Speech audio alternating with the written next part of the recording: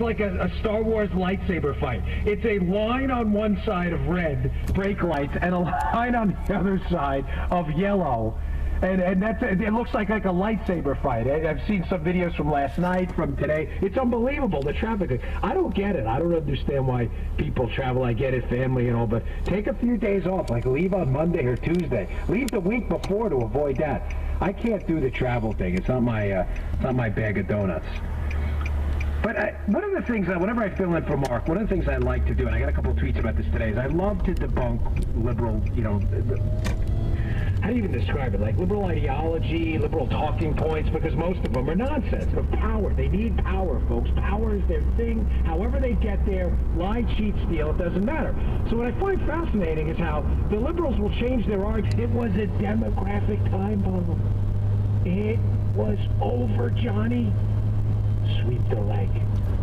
Sweep the leg. For you Karate Kid fans out there, it was over. You would never snip another Republican again. There was this growing Hispanic majority. The evil white people were going away. The white people were leaving. It was over. Republicans were, forget it. They called it the blue wall. What the blue wall was this cornucopia of states that Republicans hadn't won since 1984, some since 1988, that really gave the Democrats the Electoral College numbers they needed before the election even happened. So the idea was that the Republicans were always starting for, it was like you were fighting in a boxing match and one guy had brass knuckles in his glove and one guy didn't. Like you're fighting the same fight, but one guy always had an advantage. They loved it before the election.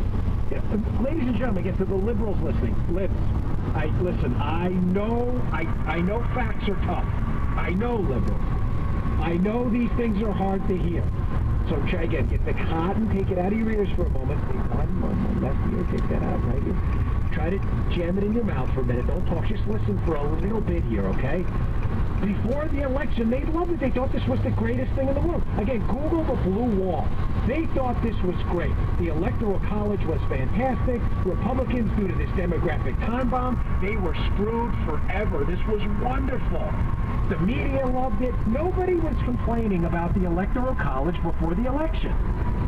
But now, oh my gosh, the whining. Have you heard it? Have you heard the whining? So Mrs. Clinton, it appears she's going to win the popular vote, which, by the way, I'll get to that in a second. It's not the game anybody's playing, except for the Democrats. So it appears Mrs. Clinton's going to win the popular vote, which, again, doesn't even matter. The election's over. I saw someone write today in a piece that it's like, the Yankees are playing the Mets. The game's over, but the Mets come out on the field again for batting practice. They're hitting a few home runs, and they wanted, hey, can you count those? No, guys, the game's over. The game ended 2 hours ago. No, we just hit 6 home runs in BP. The game's over. Great. Count the popular vote. Every vote should count towards the final tally, but it's not a popular vote election. The liberals are going wild right now. I have zero doubt that you're in a car right now somewhere. Mark has a huge audience. There's a good portion of this audience in a car, sitting in some traffic, listening to this show. You may be with liberal Uncle Tony right now in the car. There's someone, you're laughing, someone in the car right now has a liberal Uncle Tony next to them who is about to tell them, just based on sheer numbers, and Mark has millions of listeners, I'm just playing probabilities. There is a liberal Uncle Tony in a car right now who was just getting ready to argue that Hillary won the popular vote, the Electoral College stinks. I have zero doubt that's happening right now as we speak. Probabilities on my side, right? So liberal Tony's wrong, because that's not the game they're playing. And what I would ask liberal Uncle Tony, so you can, don't take your eyes off the road if you're driving, but say to liberal Uncle Tony now, that's funny, I didn't hear you making this argument about the Electoral College before Election Day. Matter of fact, it even had the nickname. The nickname was the Blue Wall. It was this insurmountable. The Republicans were done. They were finished. The Blue Wall was so wonderful. Right around the holidays, we need to celebrate the Blue Wall. But then they lose, and all of a sudden, yes, we got to do something about that Electoral College. What a dumb system that, man, we got to get rid of that. Hey, liberal Uncle Tony, I never heard you say that before. You never mentioned the Blue Wall before.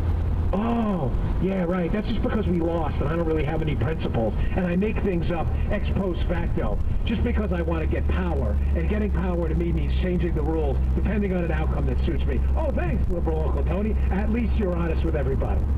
Or liberal Uncle Bobby or Aunt May or whatever it may be. Folks, I can't explain this to you enough that liberalism, for those of you who listened to me fill in for Mark before, again, it's a common theme here. I bring this up all the time, how liberalism is just a bumper sticker. It doesn't mean anything. They don't really stand for anything. They've changed their position on you name it, I can tell you what they've changed the position on. Taxes, gay marriage, you name it. The only thing that's been like a sacrament to them, and they never change it, is they're like in love with the idea of abortion. Like that's a sacrament to them. I'll give you that. They've never changed on that. Any opportunity to instill some pro-abortion agenda, they'll rock and roll with that. But they've changed their position on everything else because they do things that are politically expedient.